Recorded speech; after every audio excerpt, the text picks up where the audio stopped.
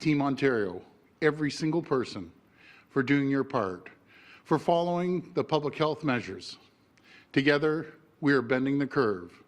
We're protecting our hospitals, and we're looking out for our most vulnerable. But my friends, we're not clear of this storm yet. Hospital ICUs in some parts of the province are still under immense pressure. We're getting hit with new variants of COVID-19, and there's significant delays in getting our vaccine supply. My friends, this is a critical time. We can find a way forward, but we need a plan that continues to protect the health and safety of each and every person in this province, while ensuring more businesses can safely reopen and getting more people back to work. Over the past few weeks, we worked diligently to put in place stronger measures to counter the alarming public health trends and fight the new variants. We issued the stay-at-home order. We launched several workplace inspection blitz, including a safety blitz at all big box stores. We've accelerated vaccinations for our most vulnerable seniors. We delivered a 6-point plan to help stop the spread of variants through the province. We brought in mandatory testing at Pearson Airport, which was critical and well overdue. And all of the enhanced federal border measures, including new quarantine requirements, will be in place very soon. We're allowing students to safely return to classrooms where they belong.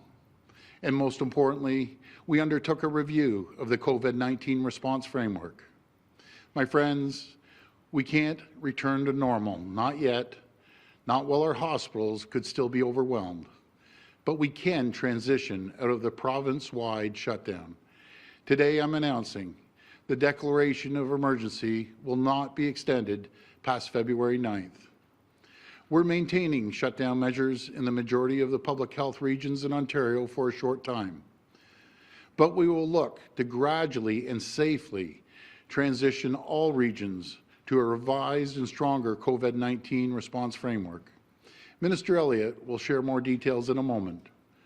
For those business owners who are struggling, I want you to know that we listened.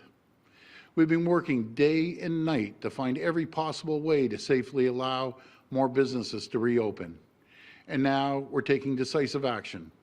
Under the revised framework, we'll be allowing non-essential retail businesses to reopen with stronger restrictions, including capacity limits, even in the gray lockdown zones.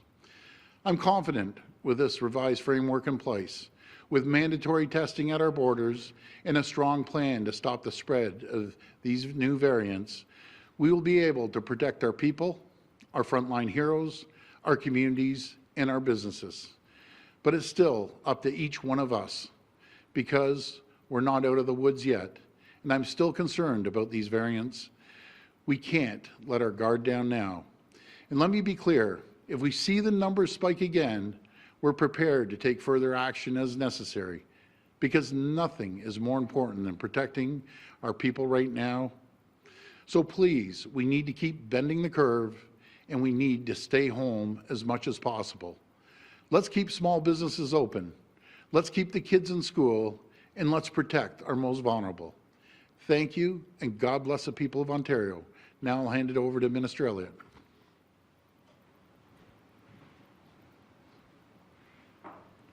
Thank you, Premier. As mentioned, the collective efforts of Ontarians are having an impact. We've made some progress, including a decline in cases and % positivity rates. As a government, we continue to introduce measures to protect the health and safety of our communities.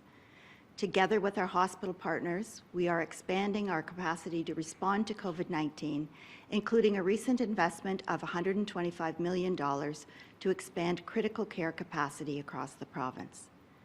Yesterday, Mackenzie Health's new Cortellucci Vaughan Hospital officially opened its doors, where it will temporarily serve as a system-wide resource, helping to alleviate capacity pressures faced by surrounding hospitals in communities hit hardest by COVID-19. And as the Premier mentioned, we have introduced our 6-point plan to protect our communities against deadly variants and are now screening all positive COVID-19 tests for known variants. However, I want to caution that while we have seen some progress, the risk remains high. COVID-19 variants are now spreading in Ontario and remain a significant threat to controlling the pandemic in all areas of the province, including those currently with low transmission. In Toronto, an individual has tested positive for the Brazilian variant. In Temiskaming Health Unit, a confirmed COVID-19 test has screened positive for a possible variant of concern. In North Bay, the Public Health Unit has identified a COVID-19 cluster, with one test returning a preliminary confirmation of a variant of concern. We must remain vigilant. To that end, we are moving to a regional approach and maintaining the shutdown and associated public health and safety measures, including the stay-at-home order, in the majority of public health regions across the province. As part of the Ontario government's commitment when announcing the temporary province-wide shutdown in January, the province will safely and gradually reinstate the COVID-19 response framework at the end of the shutdown. Effective February 10th, Hastings and Prince Edward Counties Health Unit, Kingston, Frontenac, and Lennox and Addington Health Unit, and Renfrew County and District Health Unit will be transitioned back into the framework. I know there were some reports over the weekend of Temiskaming moving back to the framework this week. However, with these dangerous variants potentially circulating in these communities, now is not the time to roll back public health measures. This decision is supported by the local medical officers of health. Subject to final review of the trends in public health indicators, all other public health regions, with the exception of Toronto, Peel, and York, will return to the framework on February 16th. Toronto, Peel, and York public health regions will return to the framework on February 22nd. There will also be new and modified rules to allow for the safe operation of in-person shopping at retail stores. This includes permitting limited in-person shopping in the gray lockdown zone with significant public health and safety requirements, such as restricting capacity to 25%. In addition, public health and safety measures in retail settings would be strengthened for other levels of the framework, as well as for organized public events or gatherings. As mentioned, we are taking a cautious approach to returning to the framework. If a region experiences a rapid acceleration in COVID-19 transmission, or if the healthcare system becomes overwhelmed, a new emergency brake can be implemented.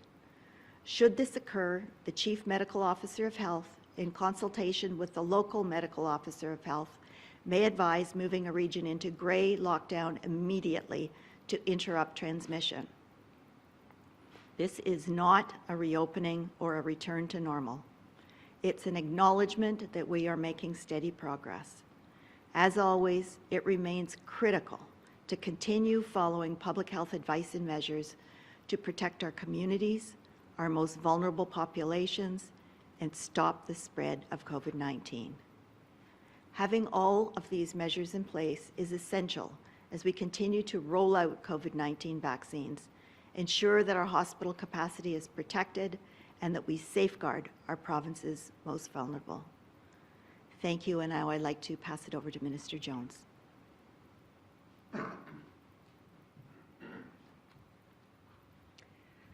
Thank you, Minister Elliott. As the Premier stated, the declared provincial emergency will expire at the end of the day on February the 9th. While public health trends are improving as a result of the unyielding commitment to Ontarians, now is not the time to let our guard down. The risks of COVID-19 and new variants remain serious threats to our communities, and each and every one of us must remain vigilant. We remain in a public health emergency, and we cannot return to normal just yet. But we have charted a path forward to recovery. It is a roadmap towards the safe and gradual reopening of Ontario on a region-by-region basis.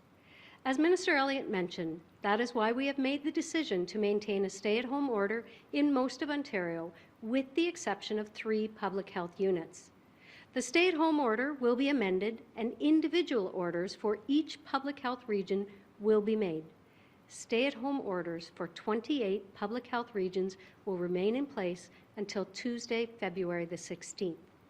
As for Toronto, Peel, and York regions, stay-at-home orders will remain in place until Monday, February the 22nd. Let me be clear. Ontario's emergency orders will continue to be stringently enforced. Enforcement personnel have the authority to issue tickets to individuals who are found not complying with an order, and offences will be subject to fines and prosecution. It is critical that everyone continue to adhere to the orders and follow public health measures. Please stay home, stay safe, save lives. Stopping the spread of COVID-19 can only be achieved if we each do what we can to protect the communities that our families and friends call home. Thank you.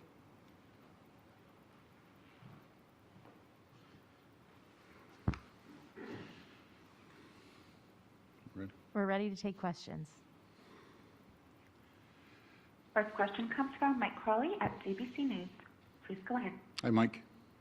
Hi, Premier. Wanted to ask you about the changes to the retail rules when the stay-at-home order lifts and public health units go back to the color-coded system. There's a little more leeway for in-person retail shopping. Can you talk about what the thinking was there and why the feeling that these rules would be safe and appropriate? Sure. Before I pass to the Solicitor General, you saw the numbers, Mike. I think everyone saw them. I just want to emphasize health and safety is the single most important. It trumps everything. We were seeing the numbers come down slowly, but you saw the numbers. The unemployment rate is 153,000 people lost their jobs. That's 153,000 families that are struggling to pay the rent or pay a mortgage or put food on the table. And we're going to do everything we can to help the small business folks, anything we can, but we have to do it cautiously. And when we go back to the framework, if you're in gray, you're in gray. If you're in red, you're in red, and so on and so forth. But we're just trying to give them a hand up. But again, it's the number one priority to make sure that we have a health and safety, safe community. And I'll pass it over to the Solicitor General.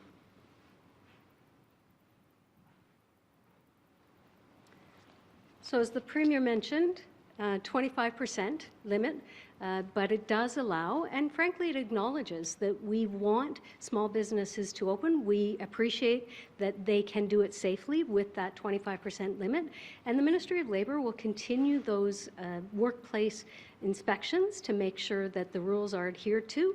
But we want to give people hope. We want to give people the ability to step up and be part of the solution. And in this case, it is to allow non-essential businesses to operate with 25% limits within their individual businesses. Thank you. Follow-up? Premier, when you look back to early January and you brought in the stay-at-home order, the modeling was suggesting that the ICUs were potentially going to be overwhelmed, and then that didn't happen. What do you think of the quality of the modeling that you've been given?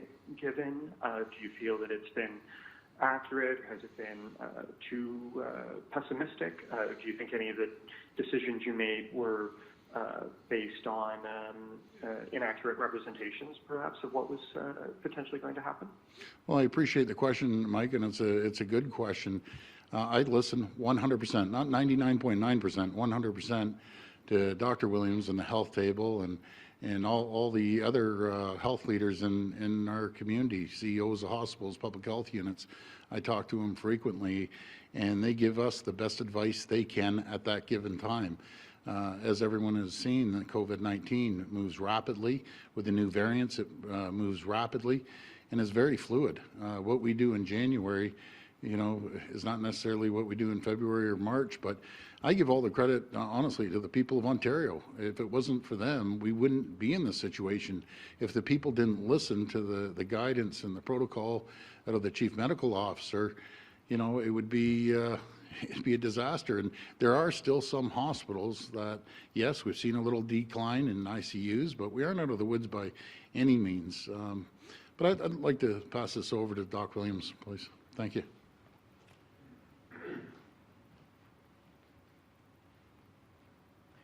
Yes, well, thank you. And as the Premier said, Mike, while the modelers had projected if we didn't put our measures in place, we would go well beyond 250 to beyond 300 to beyond 500, and then the whole system would be overwhelmed. We did not reach that because we adhered to the measures, we put them in place, and we've seen some bending of the curve. And yet, as the Premier said, and no doubt Mr. Elliott would add, that number is not down yet where we need it. We've stepped back from the brink, and some ICUs are still having challenges with moving people, and that is a challenge that's ahead of them in there. So we haven't yet got our number back down to under 150 to resume normal functions in our hospital system yet. So as the Premier and the Minister said, this is not a back to normal. This is not an opening up.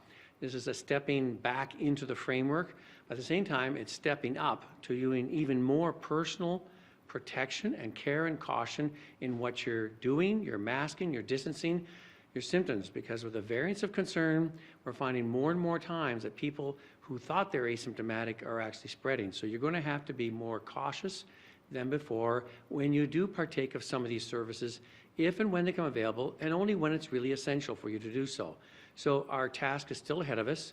We're not out of this yet, but there are demands on the other side. We're trying to balance out between people in dire straits on both sides.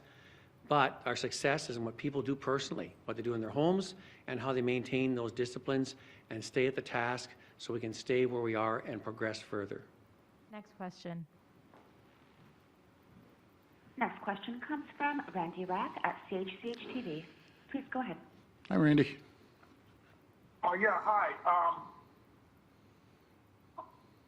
I'm sorry. That's all right.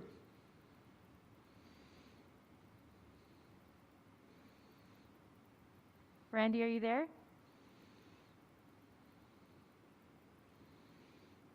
Okay, let's move to the next question. We'll get Randy after. Yeah. He's a great guy. Next question comes from Dave Woodard at AM 640. Please go ahead. Hi, Dave. Hey, good afternoon, Premier. Hi. My first question is, the provincial hydro rates relief is set to expire tomorrow. Has there been a decision made on whether that's going to be extended yet? Yes, I believe we are going to extend it for a little bit longer. Follow up? Okay, thanks. Also, Premier Ford, in the Reopening Act, there's allowance for NHL personnel to have in-restaurant dining for some restaurants. My question is, why is it deemed to be safe for NHL personnel who are often flying into and out of different jurisdictions to eat at restaurants, and not for those people who haven't left their home cities in months? I'll pass that to Dr. Williams. Thank you.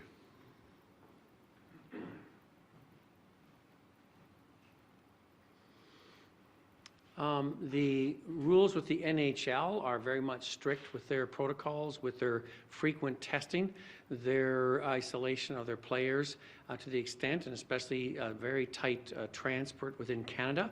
They do not leave the country, so they're staying in the province during this whole, or the country for this whole time.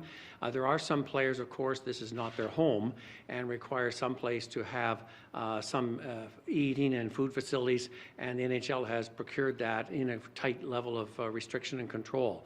So that's all part of their bubble, if you may use that term, which they have strictly laid out in their protocol, and so far, as far as I'm concerned, they've been adhering to it. Next question. Next question comes from Rob Ferguson at the Toronto Star. Please go ahead. Hi, Rob. My apologies, Graham Richardson at CTV Ottawa. Please go ahead. Hi, Graham. Hi, Premier. Just to cut through all this, there's a lot of information coming at the public. Sure. The majority of Ontario, it is essentially wait a week for another stay-at-home order for another week, and then let the numbers tell you where you are. So someone here in Ottawa or someone around here who has to wait that week, they'll get an indication of where they're going to be if their numbers stay where they are now. Do I have that right? Yes, you do. And for further clarification, I can pass to the Minister of Health. Thank you. Well, we know that many areas are wanting to know where they're going to be, whether they're going to go back to green or where they are in the framework that we've already set up. But we need to watch it very carefully. We need to get the numbers down in our hospitals. In some parts of the province, the numbers are still very, very high. And with the variants of concern, we also want to see, for example, in North Bay and Temiskaming, what's happening in those units, how quickly this variant is going to spread, because health and safety of all Ontarians is our priority. And the variants of concern can increase the rates exponentially. So that's why we want to wait a week to see how those areas are going to do, and to overall get our numbers down so our hospitals are going to be able to cope with the needs, especially in intensive care. Follow-up? And just, thank you. And just a question for the Premier. Anecdotally, I've heard people around stay at home getting quite fatigued with this whole thing. Are you worried about compliance? I'm not talking about house parties and keg parties. I'm talking about the families who want to have one friend over, those kinds of rule benders. Are you worried about compliance for another week, and in GTA another 2 weeks? Well, I fully understand. I see it. I have it. My family has fatigue. Everyone has fatigue right now. And, you know, I just want to thank everyone just for following the protocols. If we don't, we just seem forever before we get out of it. But we're doing so well as a province, and everyone is pitching in and helping out, and it's incredible. But just, folks, just try to hang in there a little longer. We will get through it. We really will. And the numbers have come down, and proof is in the pudding. When we followed the guidelines and the protocol from the Chief Medical Officer and the health table, it works. You know, we could be going the other way. Instead, because everyone pitched in, such a Team Ontario effort, the numbers are coming down. And I'm very grateful for everyone's help in this, because no matter what the government does, if the people aren't following the protocols, it's just not going to work.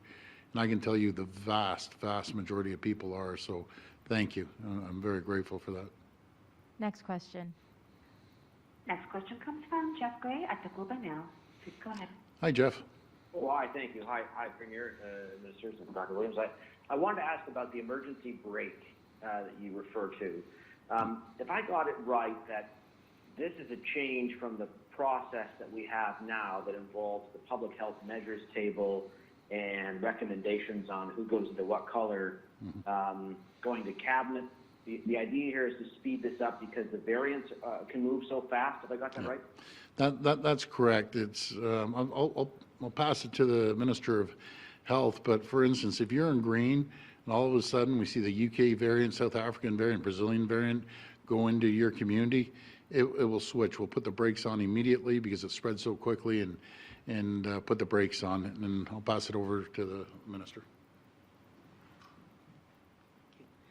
Well, we do need to have that emergency brake so that we can act very quickly in case one of the variants of concern takes off in a particular geographic area, and we know that the numbers can just increase completely exponentially. And so it's really important to have a mechanism whereby, the recommendation of the Chief Medical Officer of Health, those units can be put back into gray lockdown so that we can start getting the numbers down, doing the case and contact management, putting more emphasis on that particular region to make sure that it gets under control, not just in that particular geographic area, but in surrounding areas as well. Follow-up, and this will be the last question. But connected to that, though, it's just a mechanism for moving to gray lockdown under the new scheme. There isn't a provision for moving to reinstate a stay-at-home order or that kind of, getting back to where we are now if things look bad in one region or another. That's correct. Yeah. Thanks, everyone. Well, folks, just before we leave, I have to tell you a couple of stories what makes Ontario so great. And people ask, how do you keep going? How do you keep going? Well, I keep going. I just have the people there behind us. And one of the questions earlier about if the people don't follow the protocols. But here's one example. I get about 2,000 to 3,000, probably closer to 3,000 letters and messages and emails in my office every single week. This one came to my home, and it just meant everything, and I get a lot of handwritten ones like this.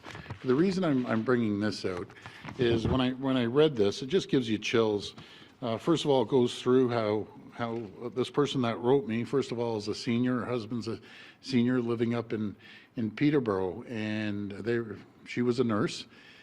He was an X-ray technician. Now he's had some health problems going to Baycrest, and just an incredible story here. I'm not going to give you their last names. I'm going to say Marion and Terry. I want to thank you for writing this letter. It's very thoughtful. But let me tell you what Marion has done. You know, this is why I love the seniors. They've went through so many issues throughout their lives, be it the war and challenges, and new Canadians that have come here have went through some war-torn countries, and I've heard all these stories. And Marion, this is what I'm talking about, our seniors. She has made 2,900 masks herself. What an amazing person. But not only that, and I'm going to donate these to the frontline healthcare workers. Within the envelope, she sent me all these little Tim Horton gift cards, $10 gift cards for Dr. Williams and so on. I already talked to Doc Williams and Christine and the general. They want it donated. But when Marion comes down and brings her husband to Baycrest, you know, she gets out of her car and she puts these on public benches to help people. It might be homeless people or whatever. Talk about the Ontario spirit. Just Team Ontario. I'm getting chills talking about it. These are hundreds, if not thousands, of stories that make Ontario the greatest jurisdiction in the world. So, Marion, thank you. Terry, thank you so much. And when you come down and we get through this, I'm going to have you by my office, but we're going to go down University Avenue and hand out these Timmy's card. Oh yeah, I got to give Timmy's a good plug. The best thing you guys ever did is make those real egg sandwiches. I used to go eat those other ones. They're the best, those real egg sandwiches. So whoever did that at Timmy's, good for you. And as for the Leafs mask today, lovely lady from Etobicoke made these in her house, and go Leafs go. What a champion. So again, great Ontario spirit. Thank you, Anna, for this mask, because my buddy Brendan Shanahan, he's tight as skin on a grape. He wouldn't even give me one of these masks, so I had to get it off someone. I can always bust his chops. He's great. Anyways, folks, all the best. God bless you, and let's keep the fight going. Thank you so much.